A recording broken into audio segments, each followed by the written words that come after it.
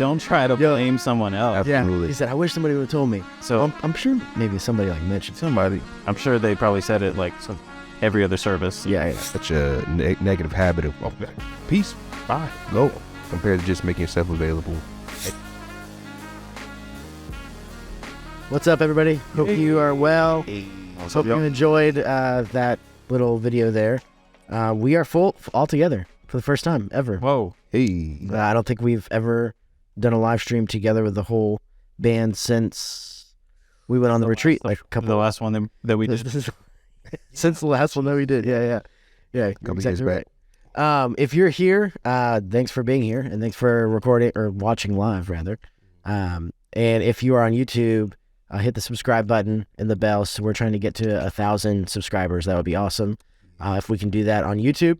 But our plan today is we're just going to kind of talk through some topics. Car rides are fun when we're going to shows and camps and stuff like that. We have some good conversation, and so my hope is that we can kind of just highlight that today and kind of share that with you. If you are here and watching, drop some comments if you have them for us in the chat. We'd love to talk to you, answer any questions that you have about what we're doing.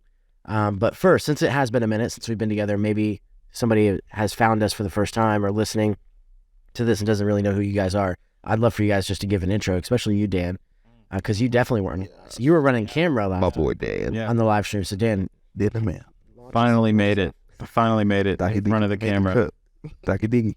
And I'm Daniel. I'm playing electric now. Shout out Chris, who used to be the electric guitarist. Shout out.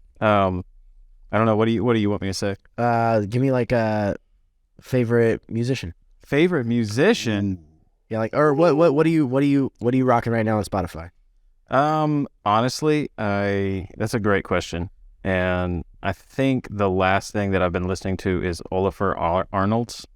Olafur Arnolds, and he does like some really chill piano stuff. He's a Grammy award-winning piano player who just does like prepared piano, chill, and he does a bunch of like scores for films and movies and stuff like that. So That's dope. that's been my work. So it's all instrumental. Yeah. Okay. Well, I think there's some vocals on some of them, and then sometimes he'll use like vocal samples. Like on one track, he has, I think it's like a 150-year-old record, like one of the first recorded sounds, and it's of an Inuit throat singing, where they do this. It's not like that. They have their own type of throat singing. It's really breathy. I'm not going to try to do it. You should go listen to it. Go for it. It's kind of like that.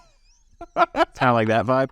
And then he has that playing, and it loops, and he uses a like 150-year-old recording as a sample in one of his songs. Okay. So Nice. That's lit. All right. Greg, Greg. what's your name? Man, Also, hold on. Before we launch into that, I'm looking at the audio samples and it looks fine. But Okay. if you can't hear us or you need more volume, let us know.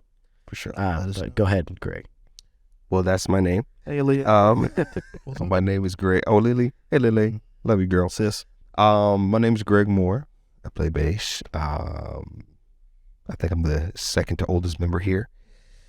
It's been great. It's been a great run. About 7 years now. 7 years-ish. Maybe 8 years. Man, dude, I was like 22 when I met T. I'll be 30 this year, dog. That's kind of crazy. But yeah, it's good to be back with the fellas, man. Yeah, just get some grind in with the work and letting the Lord move, man. What my ears have been on, it's funny. Because I've also been on like some film scoring vibes. I cannot think of dude's name, but he literally writes all the film scoring with like the old school Beetlejuice to anything like early 2000s Spider-Man to, I mean, you name it, bro. Like he's killing. So like, Alan. it's not Hans Zimmer nor Alan. I forgot his name. He's a low key cat, but his money ain't low key. So I know he making that check. But yeah, man, I just been like on the vibe of just instrumental music, like. And just anything that anybody wants to suggest to me. But yeah, that's what I've been on. Nice. Yeah, bro. Hey, y'all. I'm Anthony. I am the drummer for Illumination. Going on about 6 years now as official drummer. So super excited to have been on this amazing journey. Current music that I'm studying, I'm not studying any music in particular at this moment.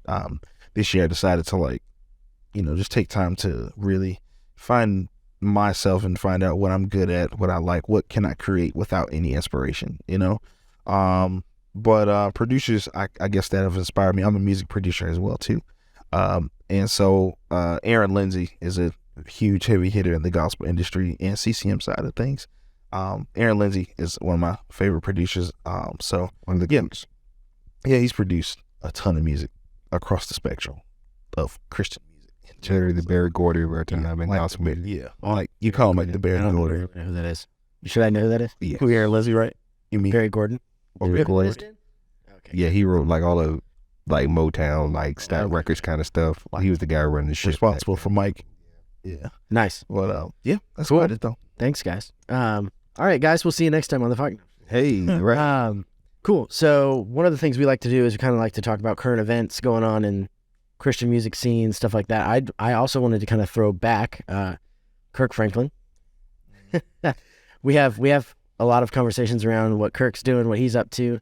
But I was watching this podcast with Tim Ross. We were talking about that too. We might touch on that. But I was watching this podcast back, and they kind of featured old Kirk. And he was talking about a struggle that he had with sin and what he was dealing with, in particular regarding like porn and stuff like that, and how he kind of slipped through the cracks as a music minister at his church, and what his kind of passion was behind that. So I'm going to play the clip, and I just want to kind of hear you guys what you think about it. Okay. So let me pull it up here. And like I said before, if you guys have any questions that you have for any of the guys, you let me know. Let me make sure I have the right clip pulled up here. All right. So this is Kirk. He's he's already kind of introed it like I just did. We kind of had a conversation about this before. But he's going to launch into kind of why he thinks he got away with it for so long without being found out, I guess he will. So here is this. About the fact that I wish somebody would have taught me a long time ago the repercussions of sex and flesh and lust and vanity and pride and ego and all these other things. I wish somebody would have been holding my little behind accountable years ago. But let me tell you what happens to the I don't know gifted. where that sound is, but y'all got it. The gifted in the church, they slip right through. Why? Because the gifted are able to naturally and emotionally control the atmosphere of the service. So we relate to you based on the gift, right? So what he just said there, the audio was kind of iffy, but what he said is the gifted slip through.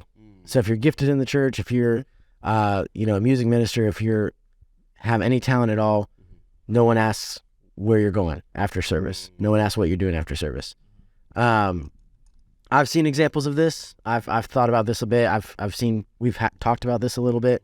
What are your thoughts on that? Do you think that's true? Have you seen that in your context at church or been in ministries in the past where it's like, yeah, like, they're super skilled, so we don't really want to upset them and call out their sin if they're dealing with something because we need them to perform. Yes, absolutely. I think the beauty of being the gifted is that you have a uniqueness that's not a common, I guess, practice that the ordinary person can't do in the church. Okay. So I think they're so starstruck at what you can do, or almost like, I guess, if you will, like what the paparazzi do to celebrities, how they literally just, invade all their privacy, but have no concern of their privacy because they're such, big figures like within the industry, in the film industry, sports industry, whatever it is, compared to their well-being.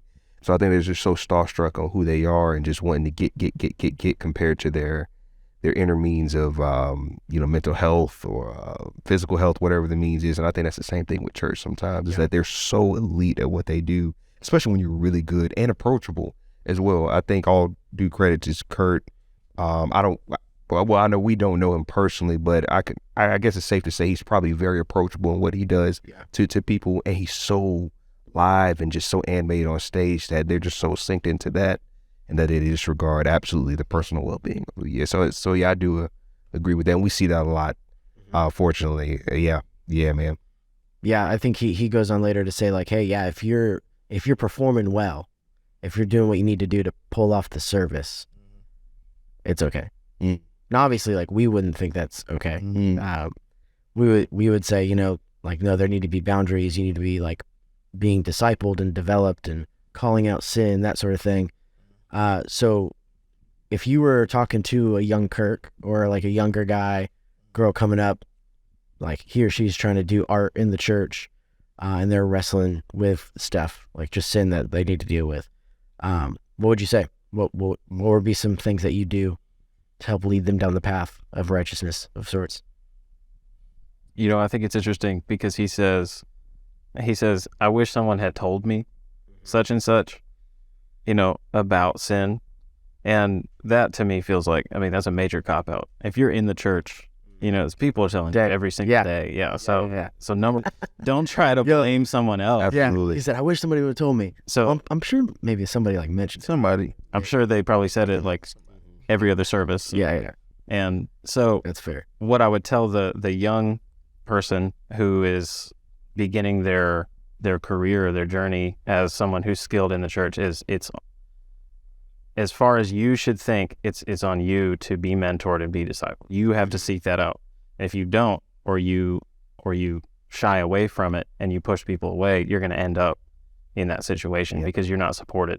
Yeah. And you don't have people you're able to go to when things get tough. And so instead of going to that person who can be a mentor or who can be strength in that moment, you're going to something else, which is probably sin or a coping mechanism, right? Yeah. So that's probably what I would say. And then to add on that, Add it. you are correct to where there had to been multiple sources telling him this, especially like when he was very passionate about, he wouldn't say, man, I wish somebody did. I wish somebody would.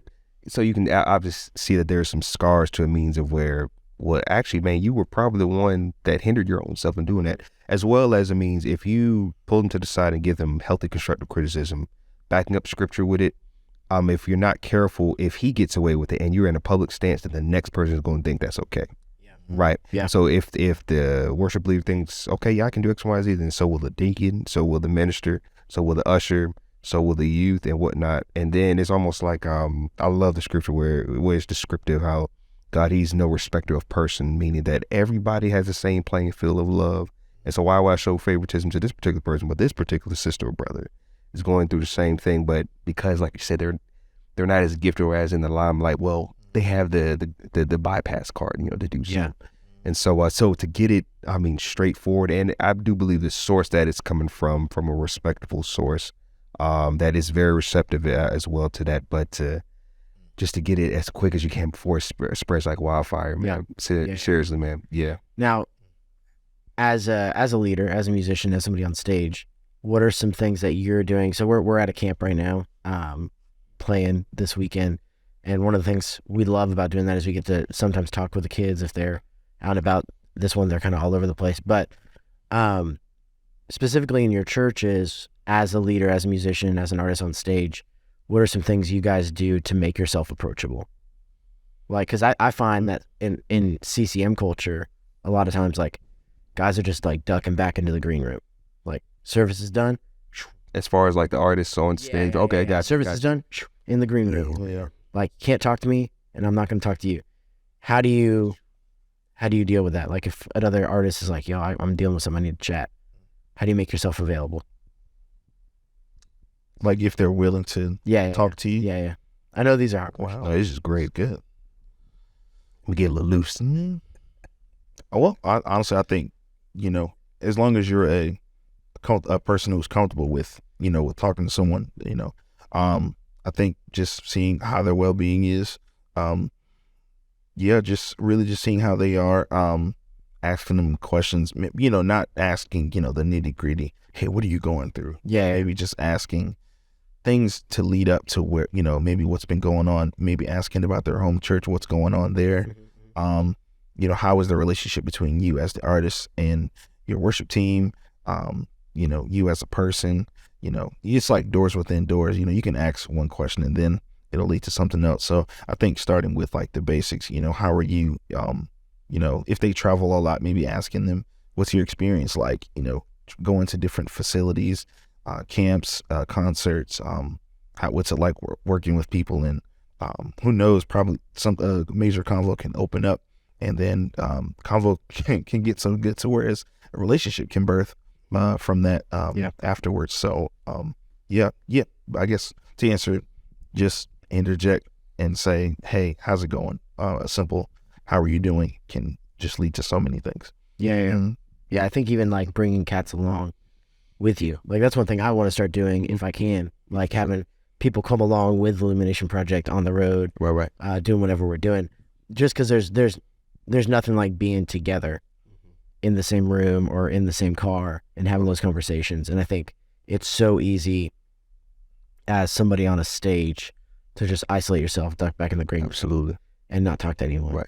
But that's not good for your soul. It's not good for anybody else's soul. Yeah, bro. And it's just like a part of community that I think is really easy for artists to like fall into the pattern. And I mean, I find myself doing that, especially when we do camps and stuff, and I get tired. I'm just like, I just need to go take a nap, especially if they're like back to back to back. For sure. Dan, you got anything?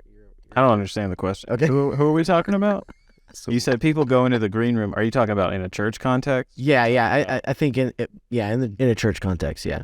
Okay. So So as a leader, As a so leader as in a church. leader in church, how do you make yourself available? to church members. Yeah. Okay. Yeah. I mean, I think you just go out. You just don't go to the green room. Don't go to the green room. Yeah. Just actually. Dan's like, we're trying to overcomplicate this. I mean, I don't have love a green room. what you said. Yeah. I just didn't know. I guess I didn't get the question. No, Now I do.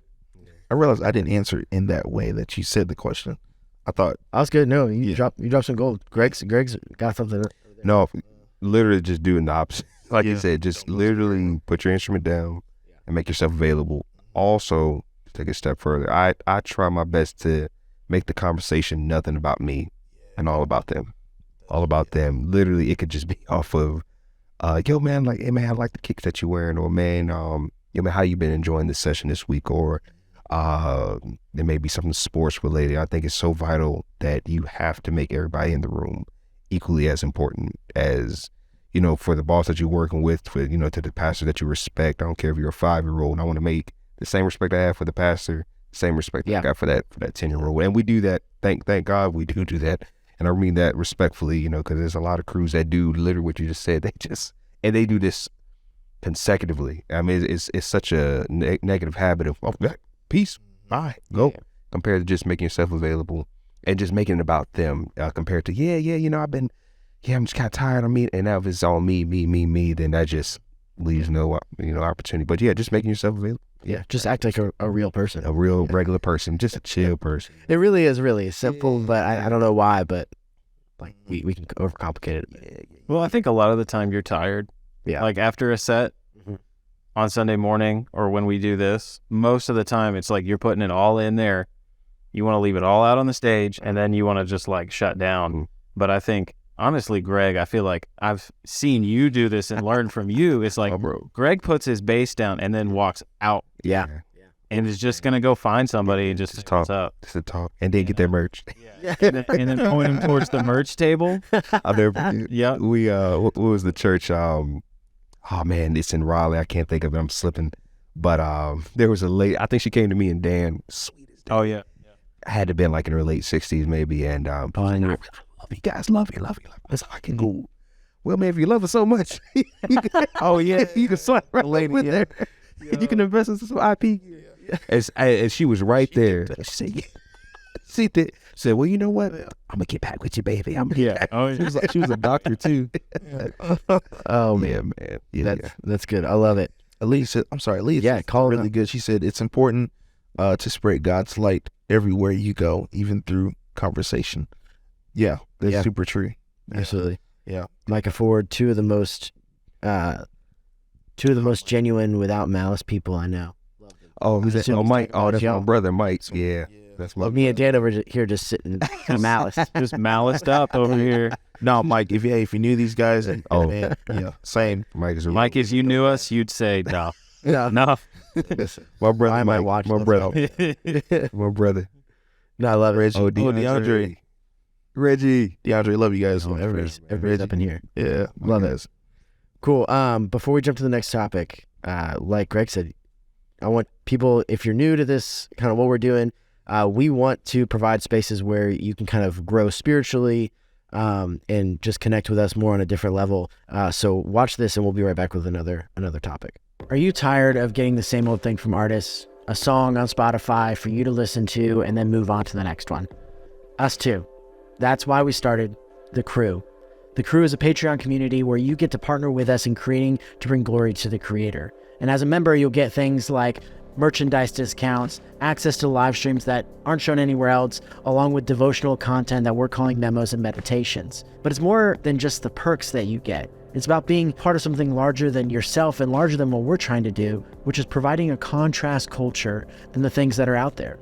Providing art that is engaging and creative and encouraging those in their walk with Jesus. That's what we're trying to do. So head over, join our Patreon, join The Crew for less than $5 a month. You can join us over there and just watch and see what we can do together. I'm really excited about 2023. I hope you are too. So I'll see you over there. Click over, join The Crew. See you inside.